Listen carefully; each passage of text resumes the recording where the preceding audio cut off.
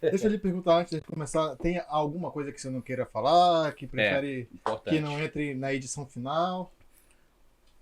Olha, gente, deixa eu dizer para vocês, né? Inicialmente eu, acima de tudo, sou advogado, né? O advogado ele não está para agradar, né, as pessoas, está para defender interesses. E neste caso, os interesses dos meus, né, constituintes, né? No caso, Dona Eliene e o seu Ricardo. Então, neste ponto, né, eu não... Assim, o que for protegido em segredo de justiça... O senhor não vai falar simplesmente. Eu não, porque não posso, Não na pode, verdade, não, né? entendi. Ele tá em segredo. Então em isso sigilo. já entra e você já... Olha, vocês já estão vendo que o papo Começou no vai 220. vai ser assim. E... Mas eu tô na dúvida. E se tá, tudo bem, digamos, hipoteticamente que esteja em segredo de justiça e isso vaze, né, pro advogado, por alguém. se vazar pela imprensa, É. eu tenho o meu direito de sigilo à fonte. Sigilo a fonte, Tá, né? e aí, vazou. E aí? É crime e o cara pega quanto de cadeia? Não. Veja bem, não. Deve Hipoteticamente, de repente É. vaza alguma ser... coisa, Se né? porventura, né, ocorrer algum prejuízo, Deixa eu falar mais alguém perto do for, microfone. alguém for prejudicado a respeito disso, obviamente que será apurado e a pessoa será ali devidamente responsabilizada. Mas dou uma boa notícia para vocês, tá? Diga. O caso da Yasmin Fontes, tá? Ele já está para sair do sigilo. Tá? Estive ontem no Fez Ministério um ano Público. recentemente, né? Completou ontem um ano. Um ano. Isso. E ontem eu estive lá, justamente no gabinete da Promotoria de Justiça, né, no gabinete do Dr. Edson Cardoso, porventura, por sinal, assim, para mim, não o maior, mas um dos maiores e melhores promotores do Tribunal do Júri, né? Eu já tive experiência de estar do outro lado, enfrentando hoje, né? Estarei ali junto, lado a lado com ele, como assistente de acusação. E lá, né, já recebi a informação, já tive de que já há o pedido, no caso, que haja manifestação ministerial para a retirada do segredo. E que esse processo ele venha a público. Porque não só a família, não interessa não só a família saber público. tudo, mas também é o interesse público. Né? É um caso que, convenhamos, ele abalou a Repercutiu sociedade. E repercute até hoje. Aí eu vou lhe fazer uma pergunta, se eu não responda, porque a gente vai começar o podcast. Ainda não começou? Já começou, já estão assistindo. Essa é aquela mas- parte preto e branco do Ah, início. tá. Eu vou lhe fazer uma pergunta. Cabe a gente dizer que a Yasmin foi assassinada? Não Para. responda. João Kleber, vamos lá. É um assunto sério, pessoal. É um caso que repercutiu. É um caso que deixou uma mãe e um pai. Pode-se dizer que mãe e pai ficam órfãos? Olha, Ou existe outro termo para isso? na verdade, né, um fato totalmente atípico, porque a ordem natural das coisas é que os pais, Exatamente. né, partam antes dos filhos e não o inverso. E neste caso, poderíamos até dizer que sim, né? Os pais, de certa forma, ficaram, não sei se é o termo apropriado, órfãos, né? Mas, enfim, a ordem natural da natureza foi rompida. Foi rompida. E posso responder aquela pergunta? Já vai Segura responder, aí. segura. E aí, amigos do AlphaCast, estamos de volta aqui depois de um pequeno período. A Copa do Mundo, a gente Isso, foi pra pro Catar, a gente tava relaxar um assistindo. pouco, porque Oxe. ninguém é de ferro, com melhores do mundo, certeza. graças a Deus, obrigado, pai. Voltamos. A gente está aqui feliz por ter voltado. Eu sou o Thiago Sarami. E Diogo Silva de novo com vocês. Voltamos com o AlphaCast, aqui com o advogado responsável pelo caso lá. Ele, no caso, está defendendo os interesses da família de Yasmin, o pai e a mãe, que é o caso da Yasmin, eles já estiveram aqui, foi um caso que repercutiu. E se você não lembra, clica no card aí, você Isso, vai e assiste lembrar. a entrevista com os pais dele. Tem um pessoal que reclamou da trilha que a gente usou, foi sem querer, mas foi por desculpa. Eu vou tentar usar uma trilha um Vai pouco... deixar no silêncio, pronto. Isso. Mas a gente está aqui feliz por estar retornando com o AlphaCast, mas ao mesmo tempo sabendo que o assunto é sério. Faz Muito um sério. ano, ontem fez um ano que aconteceu o caso, né? Que se deu toda aquela situação. E muita coisa aconteceu no processo. Houveram reviravoltas, houveram revelações. E a gente está aqui como advogado. Quem melhor para falar sobre o caso do que o advogado que está defendendo a causa, né, Diogo? Com certeza, com certeza. E aí, para vocês que estão assistindo, já vai deixando o like. Tá? Curte, comenta, Vai. se inscreve no canal. E, doutor, nos conte tudo, não nos Não esconda esconda nada. Vamos lá, posso responder agora, Pode. né? O senhor quer colocar a mão em cima da Bíblia para poder não mentir aqui, não esconder nada antes daí do público, né? Não há necessidade. Gente, em relação sobre houve ou não houve, tá? Ali uma... Como vocês me perguntaram, vou repetir a pergunta de vocês. Ela foi assassinada ou não? Foi um Né? acidente ou foi um assassinato? Foi um acidente ou foi um assassinato? Olha, que eu posso dizer para vocês, tá? Inicialmente, tá? E isso eu já falei uma vez e aqui volto a repetir. Tá? Existe um pacto de silêncio. Existe um pacto de silêncio entre todos. E na minha concepção, tá? E aquilo não foi um acidente. Tá? Alguma coisa aconteceu ali em que eles se fecharam, uma autoproteção, tá? E não contavam que o caso ele fosse ganhar a repercussão que ele ganhou e que isso demandasse um trabalho muito bem feito pela Polícia Civil do Estado do Pará e que ao final, tá, resultasse com alguém preso. E vejam só, né? 7 pessoas indiciadas, um preso. A pessoa que foi presa é justamente o dono da lancha, é o Lucas Magalhães, que por sinal, né, está preso em uma das cadeias mais severas do estado do Pará, que é a cadeia pública para jovens e adultos, né? E padrão norte-americano, né? Procedimento, é uma cadeia em que você tem ali uma população carcerária de realmente, de fato, de jovens mesmo, ali de entre 18 a 25 anos, né? E que para lá vai, via de regra, pessoas que ou receberam punição ou são pessoas realmente já com uma certa, vamos dizer assim, experiência no mundo do crime, né? Que são os satélites. Então já percebem que ali não é uma colônia de férias. É americano ou não? Complexo em Santa Isabel. Santa Isabel. Então o que acontece? Esse pacto de silêncio, ele vigorou até enquanto alguém não estivesse preso. E até enquanto o indiciamento não tivesse ocorrido. O indiciamento ele ocorreu já com o Lucas preso. Aí Ele eu foi sempre... preso preventivamente. Preventivamente. Uhum. Aí eu remonto e volto lá atrás. Vejam só, ele foi preso, não havia indiciamento. Antes de ser preso, não sabia qual seria o resultado da fatura. E a conta veio. E a conta resultou o quê? Ele preso, indiciado por 4 crimes, né? O homicídio pelo dolo eventual. Nós temos ali o porte ilegal de arma de fogo, disparo de arma de fogo e a fraude processual. Só ele em 4. O resto, o máximo que foi indiciado, nós tivemos o quê? Porte ilegal de arma de fogo e posse, que no caso é o Euler, que é o médico legista. Após o Euler, né, nós temos ali o Bruno Faganello, que foi só pelo disparo de arma de fogo. O restante é fraude processual majorada, tá? Que isso aí não vai levar ninguém para a cadeia. Uhum. Então, no resumo da ópera, a conta saiu alta para ele. E esse pacto de silêncio, eu venho repetindo, venho falando isso. Vamos ver até onde ele aguenta. Porque tá tudo na conta dele. Pois é, né? E não vai entregar ninguém, será? Não vai entregar ninguém? É, porque o médico legista, o doutor Euler, né? E isso é fato público, narrado e notório, isso rodou a mídia. O doutor Euler, em um certo momento, indagado pelo seu advogado sobre a verdade, um bom advogado, por sinal, né, que o representa, ele disse que a verdade está está com as meninas. Tá, mas qual é essa verdade, doutor Euler? Já que o senhor sabe, por que o senhor não fala? Né? Se está com as meninas, então, tá, e o que aconteceu de fato? Então, na minha concepção, no meu entendimento, na minha visão, algo saiu do controle ali, tá? Ela foi, sim, lançada às águas. Tá? Ela foi jogada às águas. Tá? Não existe essa história de, desceu para ir tomar banho, desceu para fazer xixi. 11 horas da noite. 11 horas da noite, água barrenta, escuro, né? Isso não tem cabimento, isso não entra na cabeça, isso é forçar demais, forçação de barra. E o maior problema é o quê? Esse desencontro de informações. Um fala uma coisa, outro fala outra, que outro fala isso e outro que fala aquilo. E desculpa de interromper, mas nessa questão aí, já generalizando o trabalho do advogado, como é que faz então num caso desse? Quantas pessoas? 14 ou 18 na mancha? Eram 18. 18 pessoas, cada uma fala um detalhezinho ali. E aí, como é que faz para juntar esse quebra-cabeça?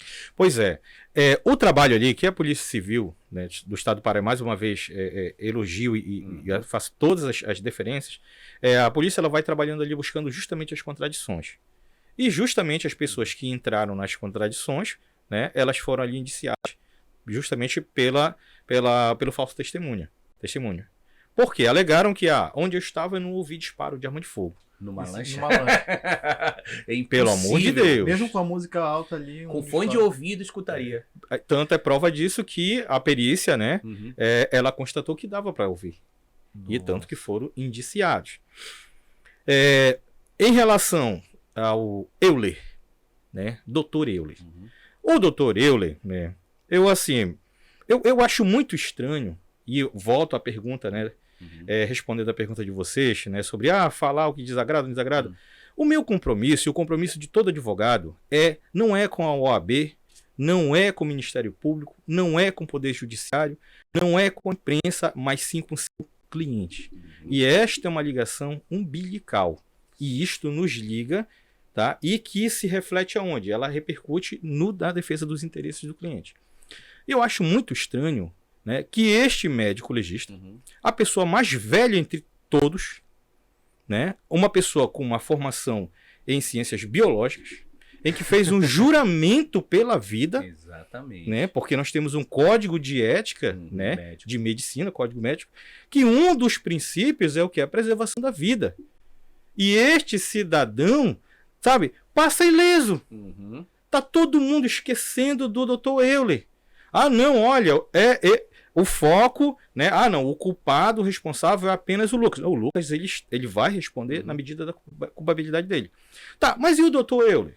E desde quando agora médico sai com um monte de menina nova, um monte de rapazes Uhum. armados, disparando, e depois, ainda após a moça sumir, né, nas águas, isso aí é um fato também conhecido e é uma Sim. coisa que é amplamente veiculada. Ela desaparecida, ele é um médico, né? Ele simplesmente vai para casa dele ou vai para um motel com uma das meninas transar. E ainda tem a coragem de mandar uma mensagem para um dos familiares da Yasmin, salvo engano, a prima dela, perguntando se havia encontrado a moça e desejando boa sorte para eles. Isso é... Entenderam? Chega a ser sem coração, né? Sem coração, cínico, entendeu? Deveria ter sido já representado no CRM, tanto que eu estou fazendo isso, assumi agora. E iria falar isso. Estou Mas representando você vai ele. usar qual argumento para representar ele? Ele violou o princípio basilar, um dos princípios basilares que todo médico deve respeitar, Então que você vai na profissão. é a preservação da vida. Uhum. Entendeu? Porque naquele momento ali, ele é um profissional de saúde, uma pessoa estava ali desaparecida.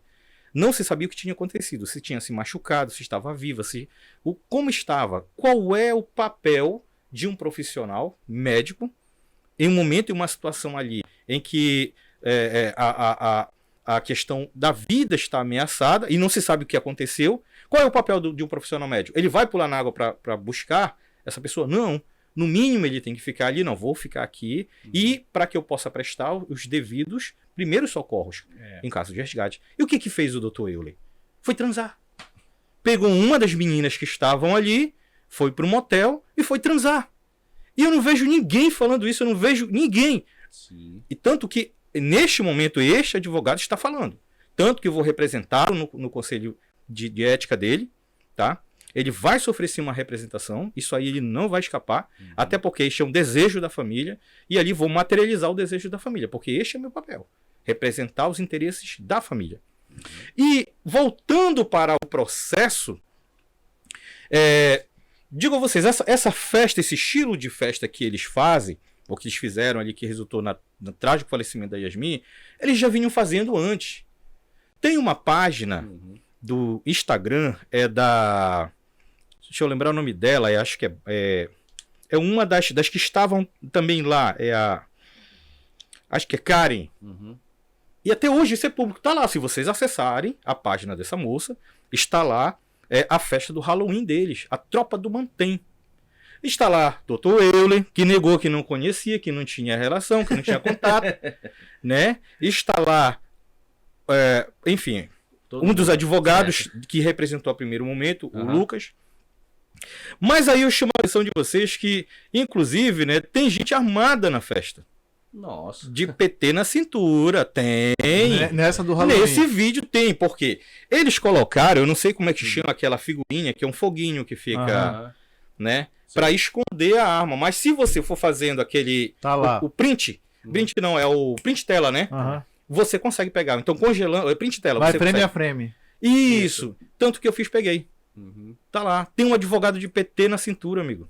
Sem Que necessidade. festa né? Do- é essa? Então, isso aí já era. Tá, isso aqui é um comportamento que já havia anteriormente. Então, neste segundo momento aqui é o fatídico dia, qual é a leitura que este advogado faz? Tá? Algo saiu do controle. Tá? Algo saiu do controle.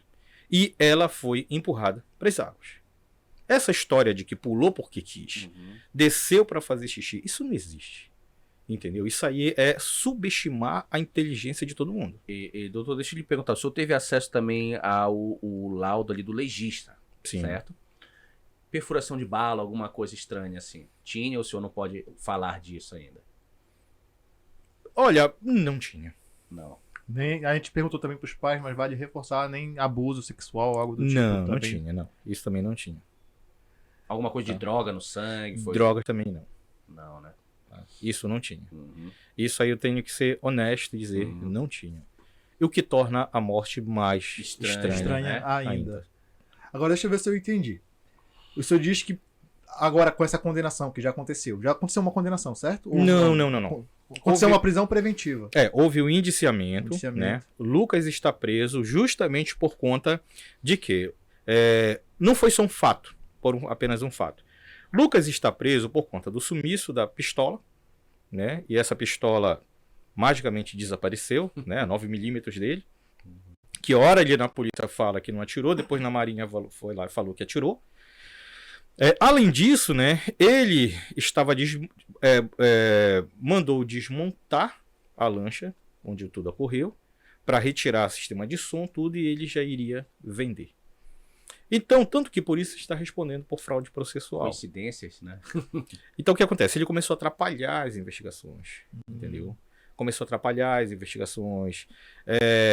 E isto aí acabou que repercutiu e refletiu numa representação pela prisão preventiva dele. Entendi. Entendeu? O que é estranho, porque, veja bem, neste caso, eu venho acompanhando, eu venho observando, por exemplo, uma das tripulantes, Bárbara, que era amicíssima da Yasmin. Tem vídeo dela na casa da Yasmin, né? É essa que diz Era que da não, cozinha. não tinha relação. Não tinha próxima relação com ela nenhuma, não também. tinha nada da Yasmin, né? Mas existem os vídeos, né? Dela na casa da Yasmin, a Yasmin dirigindo, né? No trânsito de Belém e ela junto. Tá. O que é mais estranho é que após esses fatos aí, né? A Bárbara, inexplicavelmente, né? Aparece com um salão de beleza extremamente requintado, montado, sem qualquer justificativa da origem daquilo ali. Ela trabalha com o quê, né? Fez um empréstimo onde? Trabalha com o quê? Fez um empréstimo onde? Entendeste? Então, a teoria deste advogado faz parte do pacto de silêncio. Entendeste? Então, os motivos justificadores da prisão do Lucas, né, eles estão presentes. Então não foi simplesmente um pacto de silêncio, foi uma compra. É uma compra, é um pacto, né? Que teve o preço. Teve do um silêncio. preço. O silêncio Vou teve comprar, o seu preço. Então não foi um pacto, simplesmente foi uma compra do Compra do silêncio. silêncio. Uma compra do silêncio. Olha, tudo aponta, tá? E assim, eu volto a repetir, essa é uma história muito, mas muito mal contada. Com certeza. Entendeu? Essa história é uma história muito mal contada, tá? Tudo. Isso vocês terão a oportunidade de ver quando o processo se tornar público. Vocês vão ver o contexto de como tudo se deu. Uma história extremamente mal contada, né? E aqui, volto a repetir, de certa forma, né? Algumas pessoas foram deixadas de lado.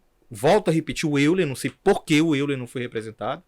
Não sei por que o Euler ficou esquecido. Para mim, não só o Lucas ele é responsável, mas extremamente o Euler, porque era a pessoa mais velha ali, era a pessoa, em tese, responsável ali e que deveria se portar, né, como tal. Mas não, se portou com simplesmente uma pessoa que tinha responsabilidade com nada. Saiu, foi transar, foi para um motel, enfim. Quem é o responsável, o órgão responsável por essa representação? É o Ministério Público? É a Polícia Civil? Tudo começa assim.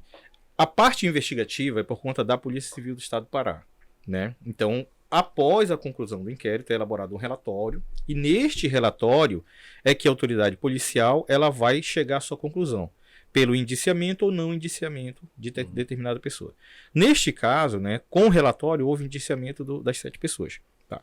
Após a conclusão, é remetido o inquérito para o Poder Judiciário, que por sua vez remete para o Ministério Público para ofertar a denúncia ou não. Havendo indícios de crime, né, havendo ali elementos que apontem para a prática de um crime, o MP vai lá e oferta a denúncia.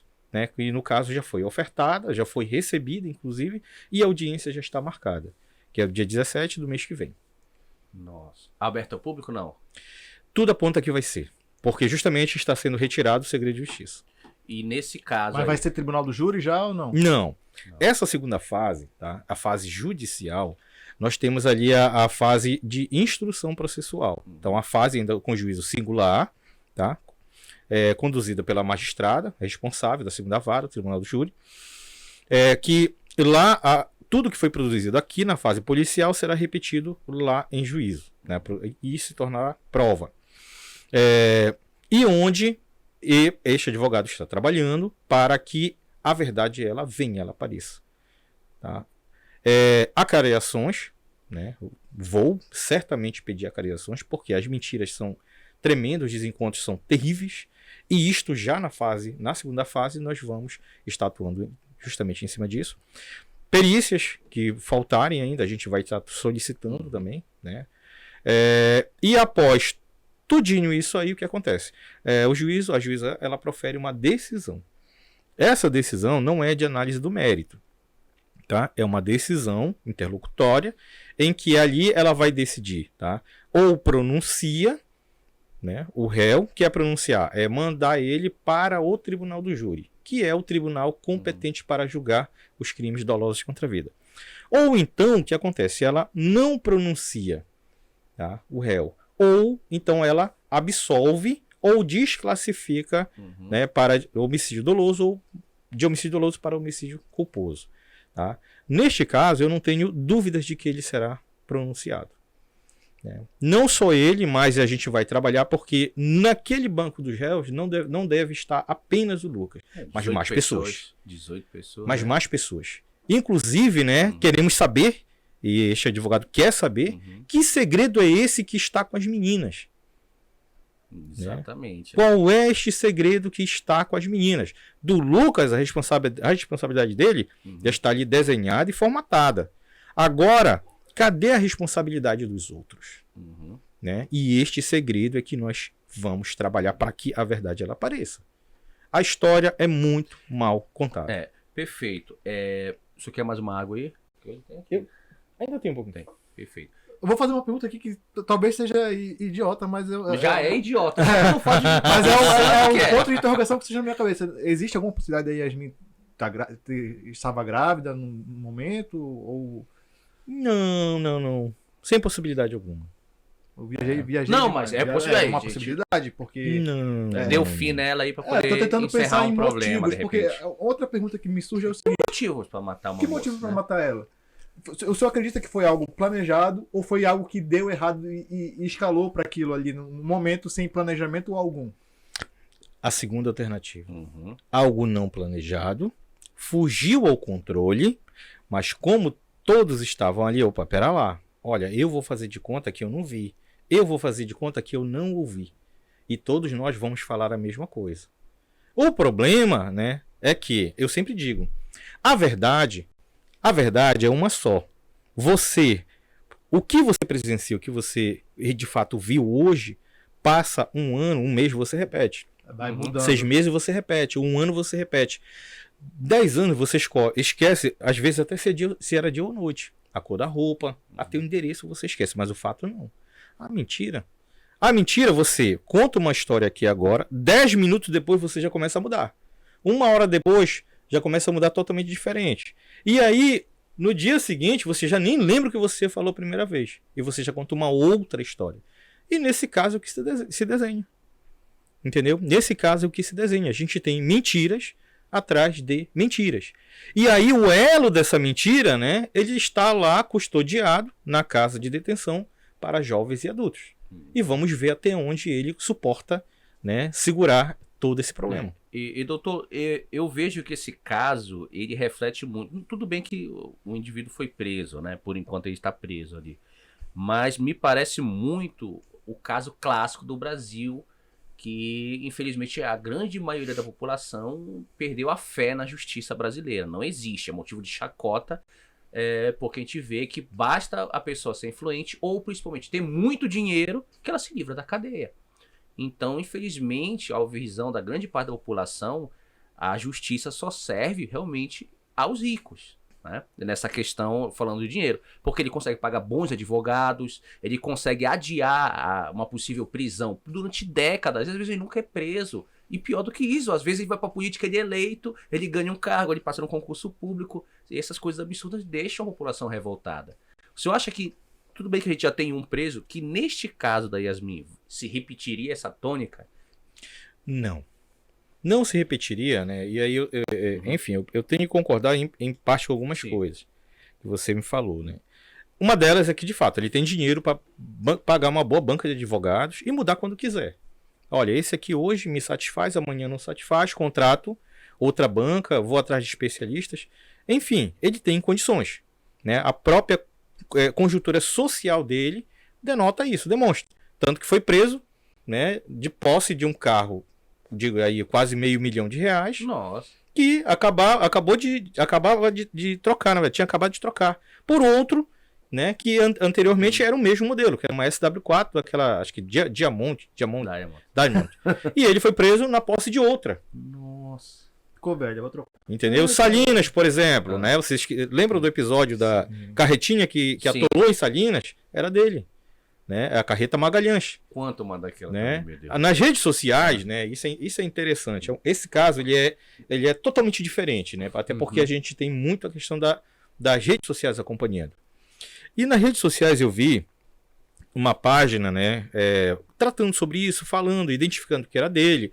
Inclusive, os jornais locais, né, os veículos de comunicação veicularam essa informação. E isso para ele foi o máximo, né? Saiu do anonimato, né, às custas do sofrimento, de uma tragédia. E para ele foi o máximo. Se tornou ali uma estrela, né? Uma estrela. Tem a festa dele em Salinas, a festa do sal, né? É uma coisa. Festa? Sim, a festa da praia. Aquela carretinha pra praia. E isso está nos portais aí, inclusive na página dele, salvo engano. E ali o que acontece? As pessoas questionando, né? Nossa, deu 300 mil e aí Iemanjá levou, danificou. Ele, ou pelo menos a página dele, né? Consta lá dizendo que, olha, não foi 300, foi 500. Se achando mais ainda. E se danificou essa, eu mando fazer outra. Então por aí você já imagina e você já observa que a questão financeira para ele, isso não é o problema, né? E nisso eu tenho que concordar com vocês. Porém, em relação à justiça, não. Não, por quê? Neste ponto, né, a lei, né, ela é para todos.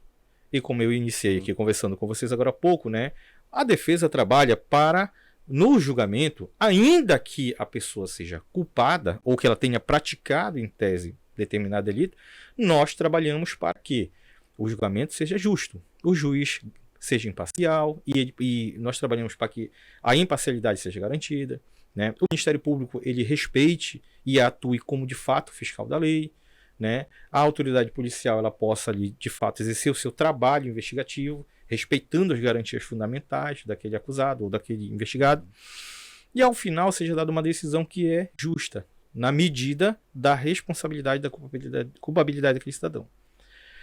Agora, quando você tem realmente uma banca de advogados, né, óbvio, a defesa vai fazer o trabalho dela. Ela vai entrar com os habeas corpus, né, e aí conseguindo a liberdade, vai usar os institutos e os trabalhos para que o processo ele freie, né? E aí quanto mais tempo passar parado, melhor para o cliente dele. Ou então, se estiver preso, faz correr o processo, né? Mas assim, você tendo condições de bancar, né? Tudo bem, você vai constituir a sua banca lá. Neste caso, eu não vejo dessa forma. Por quê? Porque o caso em si ele está, tá, sob a responsabilidade de, como eu falei para vocês agora há pouco, de um dos maiores, se não o maior, mas um dos melhores promotores do Tribunal do Júri que eu já conheci, já vi na minha vida profissional, que é o Dr. Edson Cardoso, que é o mesmo promotor do caso da irmã Dorothy Steng, né, que atuou, que foi, e enfim, né, e se a gente voltar à memória aí, nós vamos relembrar a atuação dele, é maravilhoso, é muito bom, eu o conheço pessoalmente, E foi admiro. o caso que demorou a se resolver também. Muito, né? muito. Eu admiro muito, é um excelente promotor, então por aí a gente tem a seriedade do Ministério Público, né, um promotor excelente. De outro lado, nós temos uma magistrada que conduz o processo como verdadeiro, como a justiça requer, né? A doutora Sara Castelo Branco, que é a juíza da segunda vara do Tribunal do Júri, é uma magistrada muito firme, muito justa, né? E não vejo como a defesa vai fazer o trabalho dela, né? E do outro lado, obviamente, junto ali auxiliando, né? O Ministério Público tem O advogado, né? o advogado, né? Costumo dizer, eu não sou advogado de Facebook, eu não sou advogado de Instagram. Eu sou advogado, né, de processo. Advogado de processo, também tenho uma certa experiência, né? Atuo também, principalmente em processos complexos, que demandam uma grande complexidade de técnicas, de técnica policial, investigativa, prova. Por exemplo, né, eu sou advogado em um dos casos de repercussão nacional, que é a chacina do quilômetro 50, em que foi assassinada aquela sindicalista, né? Sim. Porém, né, não até sou puxado a orelha pela minha esposa, porque eu não vou pro holofote, né, pro flash. Mas me dispus a ajudar a dona Eliane e o seu Ricardo. Estou aqui, né? Aceitei o convite, né? E colocando, obviamente, os conhecimentos e experiência que a gente tem para ajudá-los, né? E de pronto, volto a repetir, cheguei, observei algumas coisas e digo, não vim para agradar, né? Principalmente o outro lado. Para mim, os 7 deveriam estar todos no mesmo banco do réu, né? Começa por aí, não só um aqui preso, para mim deveria estar todos presos, todos deveriam estar. A verdade, né, já deveriam ter dito, eles vão ter essa oportunidade agora, e o nosso trabalho é justamente buscar a verdade. Mas é importante deixar muito claro isso, tá? Muito claro. A família não quer praticar, tá, injustiças. A família não quer vingança. A família quer o quê? Primeiro, respostas. Saber o que aconteceu. Saber o que aconteceu e ela quer justiça. Para que a memória da Yasmin possa ter paz, sossego, e a própria família possa ter também esse sossego e possa viver o luto dela. Porque pensem bem, 1 ano já se passou. Pai e mãe ainda não tiveram a oportunidade sequer ainda de viver o luto.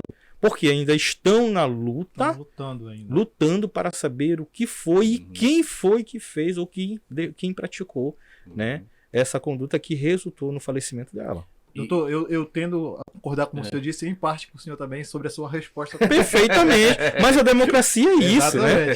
Por que eu entendo que a pergunta dele não vai pelos agentes da lei, os promotores, os juízes, o senhor que é o advogado, a polícia, nem nada. Acredito que existam ótimos profissionais e que não tem por que a gente duvidar da idoneidade deles. O problema está na própria lei, na justiça, enquanto a letra fria do papel. Porque, olha, essa pessoa que provavelmente seja culpada por assassinar uma jovem que tinha toda uma vida pela frente, por mais que ele leve o máximo da pena, quanto é que ele levaria? 30 anos? 30...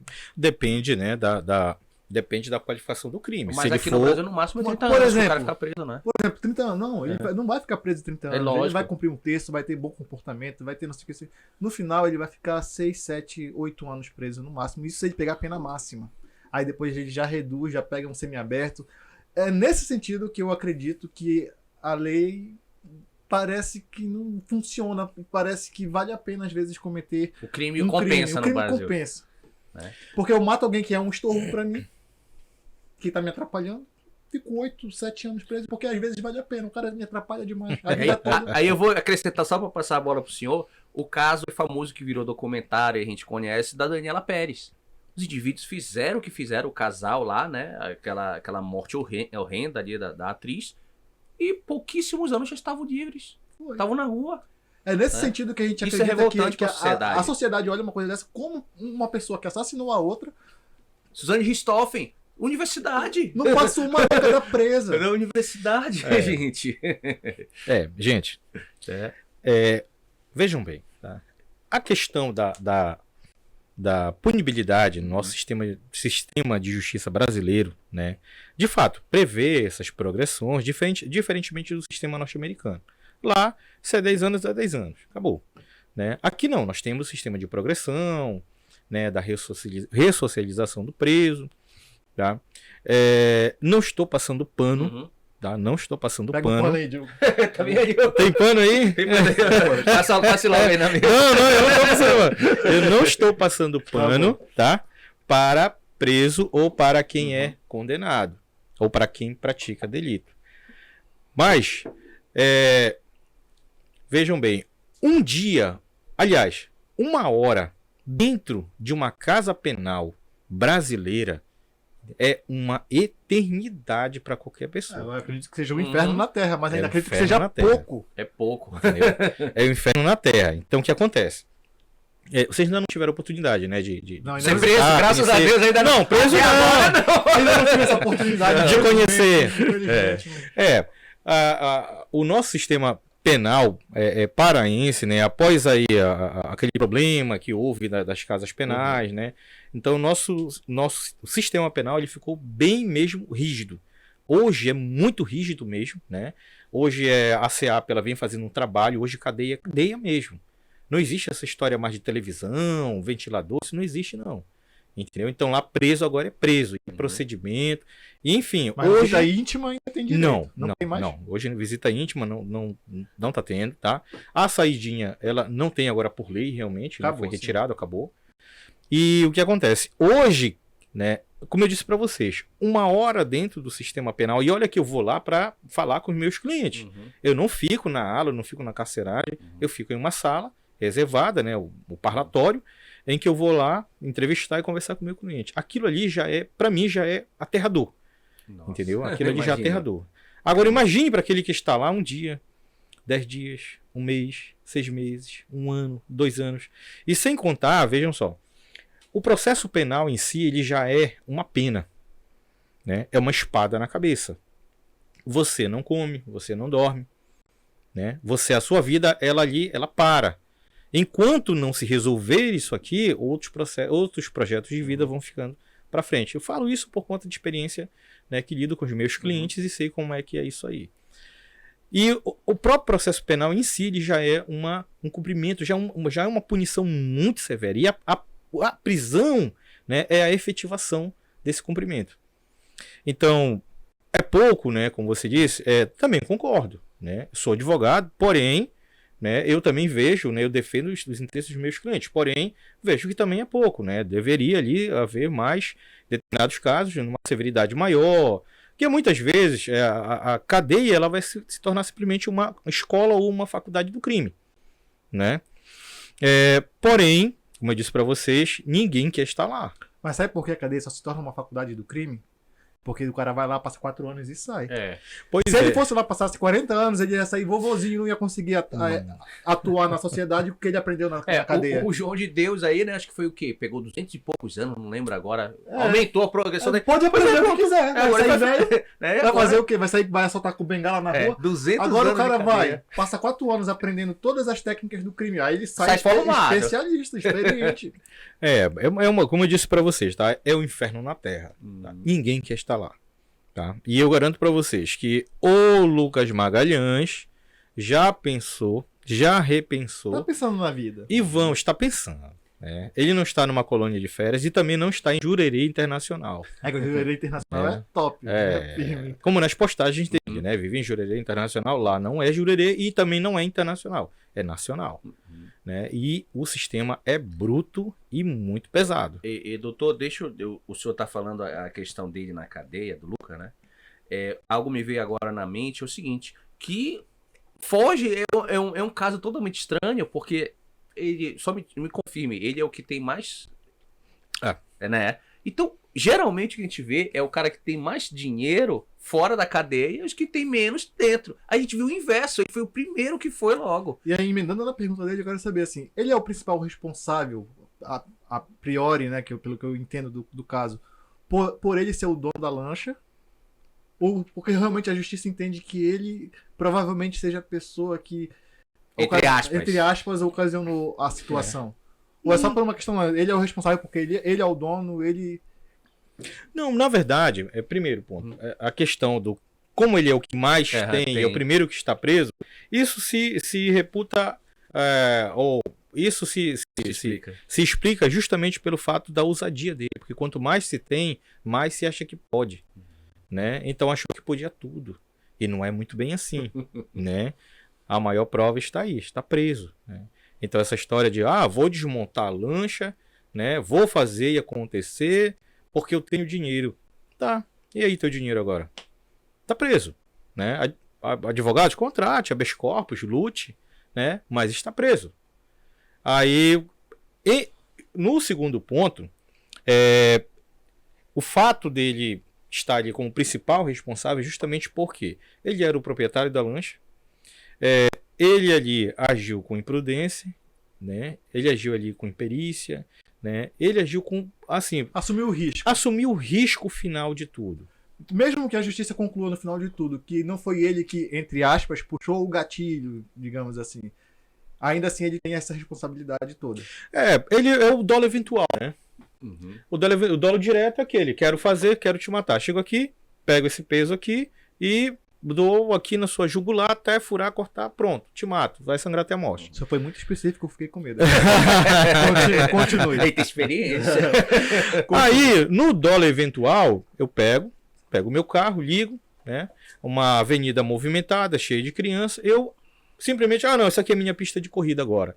Acelero o meu carro e saio, entendeu? Me torno indiferente àqueles que lá estão.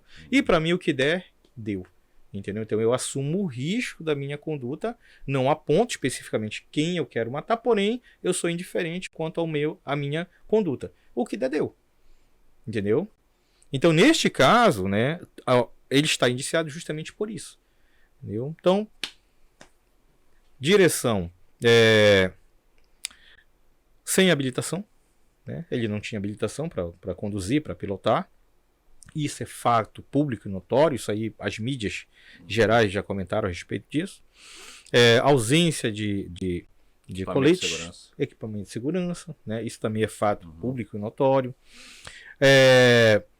Ingestão de bebida alcoólica, também é fato público e notório. Superlotação, fato público e notório, né? Justamente a questão do horário, né? Essa tripulação ancorada em um local extremamente escuro, né? Ou seja, é todo um cenário do tô nem aí que resultou na responsabilização dele do dolo eventual. Entenderam? Isso é de uma marina? A marina era dele, não? É do pai dele. A marina é acho que é do pai dele. E só que não foi na marina, foi fora. Sim, foi fora. Mas saiu, né? de lá. Saiu de lá. Perfeito. E assim, neste momento, como eu volto a repetir para vocês, o indiciamento e todo o inquérito ele chegou neste ponto. Identificou isso e apontou, pronto, essa é a responsabilidade. Mas volto novamente à tese justamente do Dr. Euler. O segredo está com as meninas. E qual esse segredo? Por que este cidadão não falou qual é esse segredo? E por que ele ficou ali? E aí eu vou pegar o pano, né? Quietinho, escondido, esquecido, né? Só que eu tenho uma memória muito boa e eu não vou esquecê-lo. Tanto que ele tem que ser responsabilidade, sim, tá? Na medida da culpabilidade dele, seja lá pelo disparo de arma de fogo, ou seja pelo segredo que tanto escondem. Porque quem garante que aquela moça não foi forçada a alguma coisa e se negando a fazer alguma coisa, lançaram ela justamente na água? Quem garante que isso não foi isso que aconteceu? Né? Sabia nadar, não. Não, né? Não. Eu não lembro quando os pais vieram se comentar alguma coisa acerca disso. Não, eu acho que ela não sabia. Né? Não sabia nadar. Não tem motivo para ela entrar na água. Isso é realmente... Não existe motivo. Não existe motivo e aí fica essa indagação. Isso. Se o segredo está com as meninas, você sabe qual é o segredo, por que você não fala? Entenderam a natureza? Sim. É uma linha tênue. Neste momento, o cenário é este aqui. Porém, existe um segredo, existe um pacto montado, tá? E um segredo escondido. E este segredo pode causar justamente uma grande reviravolta dentro deste processo. E é o que é a linha, e é o que este advogado entende, e vejo desta forma, entendeu? E que isto mudaria toda a conjuntura processual. E mais pessoas poderiam podem sentar nesse banco de réus. Digamos que um desses que estavam na lancha chegue e, entre aspas, seja o X9 e abra todo o verbo e conte toda a verdade ali. Ele estava no meio, ele é culpado de alguma forma ali, porque ele estava ali, né? Ele tem alguma... ele vai reduzir a pena dele porque ele contribuiu com a justiça, ele contou... Existe isso no processo? Olha, depende se ele foi... Se ali ele, de alguma forma, colaborou, né? Se, de fato... Nem todo mundo que estava ali colaborou. Não, se alguém que não foi indiciado, que não participou, não colaborou de alguma forma, resolver falar a verdade... Tanto faz. Vai colaborar com a justiça. E, na verdade, não só com a justiça, mas com a sociedade. Com certeza. Né? Porque é uma questão de ordem pública. Porque uma festinha de riquinho, uma festinha de quem tem dinheiro, né? Não pode uma pessoa né, simplesmente sumir nas águas e ali se montar todo um cenário e, não, olha, nós vamos contar esta história aqui e acabou. Que era o que estava se desenhando. Volto a repetir. E isto só ganhou, a repercussão que ganhou, por conta das redes sociais. E aqui, inclusive, devo citar, por exemplo, a Bruna Lohane. Bruna Lohane tem um papel aí fenomenal, deu voz, na verdade, né, nas redes sociais a isso, todo esse caso, e hoje continua dando voz, não só né, aos anseios da sociedade, mas também como da própria família. E se deixasse escondido? E se ninguém reclamasse? Se ninguém questionasse? Mais uma estatística. Será que seria mais um na estatística? Será que seria mais um esquecido ali? Entendeu? Então observem que existe uma evolução e uma mudança dentro deste caso, né, que ele vai simplesmente mudando, né, ali sofrendo uma metamorfose, e ao final, qual é o resultado? Nós temos um preso e um segredo. Né? E nós temos ali pessoas deixadas de lado, esquecidas, olha, não mexe comigo porque eu tô aqui, eu tô colaborando, olha, eu falei isso, eu falei aquilo. Não é muito bem assim, meu amigo. Não é muito bem assim, uma pessoa morreu, né? Quem está preso vai sair, de fato, você está correto, pode demorar, mas vai sair, né? Quem está aqui respondendo em liberdade... Pode entrar, mas vai sair. E a Yasmin vai sair de onde ela está? Né? Aí uma foto de partir o coração, eu vi a postagem da mãe dela no cemitério, né? Aí ali junto à sepultura, né? E fazendo homenagem, dizendo da forma como você gostava, minha estrelinha, fazendo as homenagens, né? Estive na missa ontem, né? E assim, muito emocionante, né? É uma coisa realmente de partir o coração. E aí, ainda que a gente tenha que tratar de forma técnica, né? A letra fria da lei, mas assim, além do advogado, tem um ser humano, né? E a gente fica ali, né? E eu faço muito esse exercício de me colocar no lugar do outro, né? E fico ali me perguntando, meu Deus, e se fosse eu? Será que eu gostaria também que a verdade viesse à tona? Será que eu gostaria de as pessoas brigando, né? Por isso, buscando a verdade, né? Não deixasse cair no esquecimento? Então vejam só, volto a repetir, é um caso muito emblemático, tá? Mas com uma metamorfose, né? Um desencontro de informações e um resultado inesperado. Garanto a vocês que eles não esperavam este resultado. Principalmente o Lucas Magalhães. Agora, volto a repetir, ele terá a oportunidade de falar no processo. Até porque preso não fala, né? Ele fala nos autos. A não ser que peça para falar com o Ministério Público, né? E, olha, eu vou falar o que aconteceu. Pronto.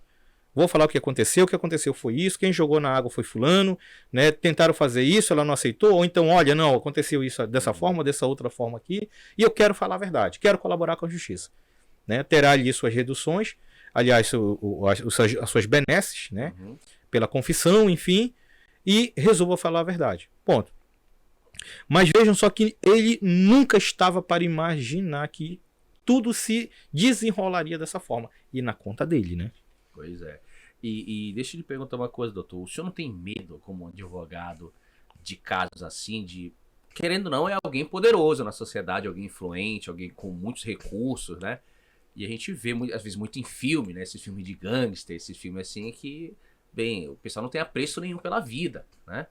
Então, ó, tem aquele advogado aí que tá me atrapalhando, eu vou contratar alguém lá pra fazer uma maldade com ele, nesse sentido. Olha, sempre me faz essa pergunta. Sempre, sempre. Até porque eu lido muito com a advocacia criminal, né? Muito, muito, muito, muito mesmo. E não só na capital, no interior, sudeste do estado, principalmente naquela região. Eu costumo responder o seguinte, né? Minha resposta é a seguinte: na minha vida profissional, existem duas filas. Daqueles que não gostam de mim e daqueles que querem me matar. E a resposta que eu dou, né? Elas fazem a curva, entre na fila porque já tem gente na frente. Disso eu não tenho medo. Se tivesse, né, eu ia fazer outra coisa da minha vida e não seria advogado. Não tenho medo porque estou fazendo o meu trabalho. Se tiver de tentar alguma coisa, tentará contra um pai de família, um trabalhador. E eu estou fazendo o que é certo. Estou fazendo o que é certo, estou fazendo aquilo para que eu estudei, me formei, né, exercendo um munus público, que é a advocacia, e acredito no que eu estou fazendo, acredito, né, naquilo que estou defendendo, e acima de tudo, né, Deus é o advogado daqueles que falam a verdade. Não tenho medo, não tenho receio, como eu disse, não vim para agradar, por isso sou advogado. Tenho orgulho de dizer que não fiz, depois que passei no exame da ordem, não fiz concurso público para nenhum cargo jurídico, porque o único cargo, a única função, aliás, a única profissão para a qual eu estudei direito foi para ser advogado. Gosto de ser advogado e vivo da advocacia exclusivamente e tenho orgulho da advocacia. Então não tenho medo, não tenho receio, né? Enfim, intimidação, isso não funciona. Pior, me motiva mais ainda. Eu gosto de desafio, né? E, na verdade, fazer o meu trabalho, né? Como eu volto a repetir, tentar alguma coisa, vai tentar contra o pai de família. Agora, não tenho medo de bandido, não tenho medo de ameaça, não tenho medo dessas histórias aí, não. Maneira alguma. Não vim para agradar, tenho uma relação íntima, uma relação umbilical com o meu cliente. E é apenas ele que me interessa. Se a ordem vai achar ruim, se a parte contrária vai achar ruim, isso é um problema deles, não é um problema meu. Quem não pode achar ruim é meu cliente. E esta é a nossa relação. Perfeito. O pessoal que está assistindo já se inspirou com certeza no discurso Exatamente. aí. Já vai começar a estudar para se formar em direito. A minha esposa, a Gabi, fez a prova da OAB recentemente. Estamos na torcida para que ela passe. Muito bom, mais uma colega. Olha. Exatamente. E também para me tirar da cadeia brevemente. Mas porque... Vai ser necessário, doutor, vai ser necessário. Doutor, a gente está rindo, brincando, mas o assunto foi muito sério. E é um assunto que a gente está acompanhando de perto desde que a gente teve a oportunidade de ter os pais dela aqui. E é um caso que realmente tocou a sociedade e nos tocou aqui de ver o relato dos próprios pais, as lágrimas da mãe. E agora tendo o senhor aqui esclarecendo mais alguns fatos e, tipo assim, deixando as coisas um pouco mais claras para quem acompanha só pelas notícias e pelos posts nas redes sociais, entendeu? Foi muito esclarecedor. A gente agradece muito a sua presença aqui. Eu que agradeço a oportunidade, o prazer, né, de estar aqui com vocês, agradeço a oportunidade. Precisando, contem com a gente, tá? E muito obrigado mesmo, gostei, um ambiente muito legal, papo muito bacana, descontraído. E no mais é isso, gente, tá? Esclarecimentos, eu não posso adentrar ainda. Não, claro.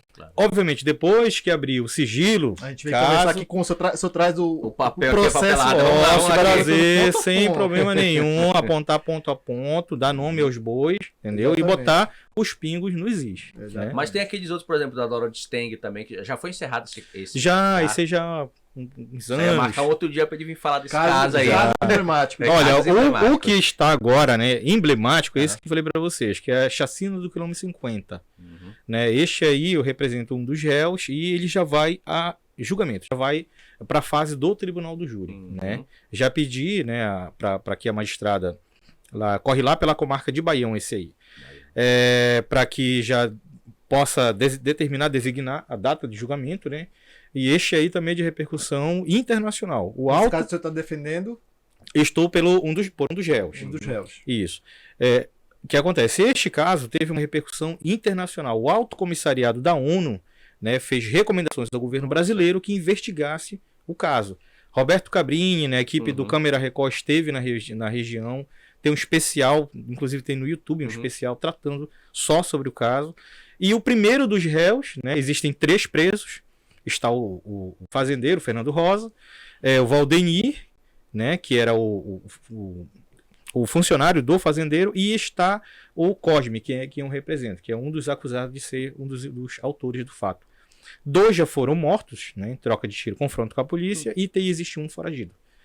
Né? Então, o primeiro que vai ser julgado pelo tribunal do júri é este que é o Cosme, Francisco Alves Cosme.